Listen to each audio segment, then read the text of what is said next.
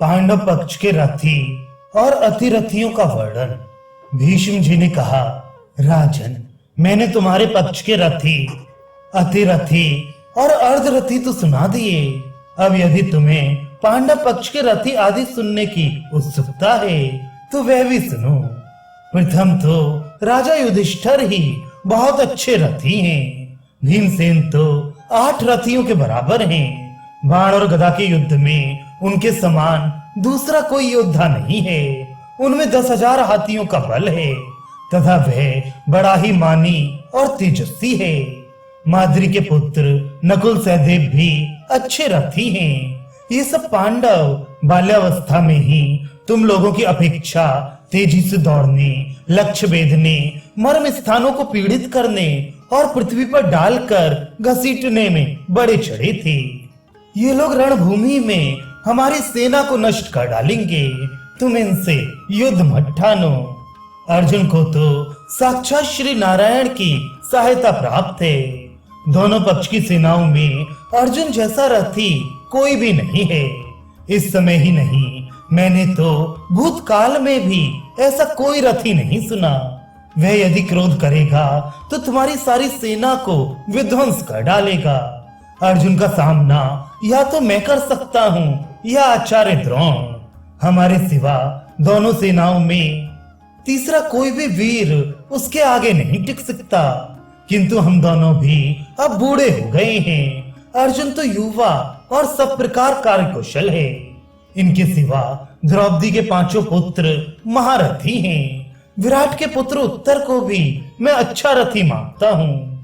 महाबली अभिमन्यु तो रथ युद्धों के युद्धों का भी अध्यक्ष है। वह युद्ध करने में स्वयं अर्जुन और श्री कृष्ण के समान है। वृषणिवंशी वीरों में परम शूरवीर सात्यकी भी रथ युद्धों का युद्धक है। वह बड़ा ही असहनशील और निर्भय है। उत्तमौजा को भी मैं अच्छा रथी मानता हूँ तथा मेरे विचार से युधामन्यु भी उत्तम रथी है। विराट और द्रुपद बूढ़े होने पर भी युद्ध में अजय हैं। मैं इन्हें बड़ा पराक्रमी और महारथी समझता हूँ। द्रुपद का पुत्र शिखंडी भी उस सेना में एक प्रधान रथी है। द्रोणाचार्य का शिष्य धृष्टद्युम्न तो उस सारी सेना का अध्यक्ष है। उसे भी मैं महारथी और अतिरथी मानता हूँ। धृष्टद्युम्न का पुत्र छत्रधर्मा अर्धरथी है, क्योंकि बालक होने के कारण अभी उसने विशेष परिश्रम नहीं किया। शिशुपाल का पुत्र चेदिराज धृष्टकेतु बड़ा ही वीर और धनुर्धर है। वह पांडवों का संबंधी और महारथी है। इसके सिवा छत्रदेव, जयंत, अमितौजा, सत्यजित, अज और भोज भी पांडवों के पक्ष में महान पराक्रमी और महारथी हैं। केकई देश के 5 सहोदर राजकुमार बड़े ही दृढ़ पराक्रमी, तरह तरह के शस्त्रों से युद्ध करने वाले और उच्च कोटि के रथी हैं। कौशिक, सुकुमार, नील, सूर्यदत्त, शंख और मदराश्य ये सभी बड़े अच्छे रथी और युद्ध कला में निष्णात हैं। महाराज वार्धक्षेमी को भी मैं महारथी मानता हूँ। राजा चित्रायुध भी रथियों में श्रेष्ठ और अर्जुन के भक्त हैं। चेकितान, सत्यधृति, व्याघ्रदत्त और चंद्रसेन ये पांडव सेना में बड़े अच्छे रथी हैं। सेना बिंदु या क्रोधहंता नाम का जो वीर है उसे भी एक उत्तम रथी मानना चाहिए। काशीराज शस्त्र चलाने में बड़ा फुर्तीला और शत्रुओं का संहार करने वाला है। वह भी एक रथी के बराबर है। द्रुपद का युवा पुत्र सत्यजित तो 8 रथियों के बराबर है। उसे धृष्टद्युम्न के समान अतिरथी कहा जा सकता है। राजा पांड्य भी पांडव सेना में एक महारथी हैं। वे बड़े ही पराक्रमी और महान धनुर्धर हैं। इनके सिवा श्रोणीमान और राजा वसुदान को भी मैं अतिरथी मानता हूँ। पांडवों की ओर रोचमान भी एक महारथी हैं। पुरुजित कुंती भोज बड़ा ही धनुर्धर और महाबली है। मैं भीमसेन का मामा है। मेरे विचार से वह अतिरथी है।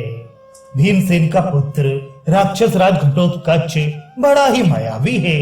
उसे मैं रथ युद्धपतियों का भी अधिपति समझता हूँ। राजन, मैंने तुम्हें ये पांडव सेना के प्रधान प्रधान रथी, अतिरथी और अर्धरथी सुनाई। मुझे श्री कृष्ण, अर्जुन या दूसरे राजाओं में से जो कोई जहां भी मिलेगा उसे मैं वहीं रोकने का प्रयत्न करूंगा। परंतु यदि द्रुपद पुत्र शिखंडी मेरे सामने आकर युद्ध करेगा तो उसे मैं नहीं मारूंगा, क्योंकि मैंने सब राजाओं के सामने आजन्म ब्रह्मचर्य की प्रतिज्ञा की है। अतः किसी स्त्री को अथवा जो पहले स्त्री रहा हो उस पुरुष को मैं कभी नहीं मार सकता। शायद तुमने सुना हो ये शिखंडी पहले स्त्री था, ये कन्या रूप से उत्पन्न होकर पीछे पुरुष हो गया है, इसलिए इससे मैं युद्ध नहीं करूंगा।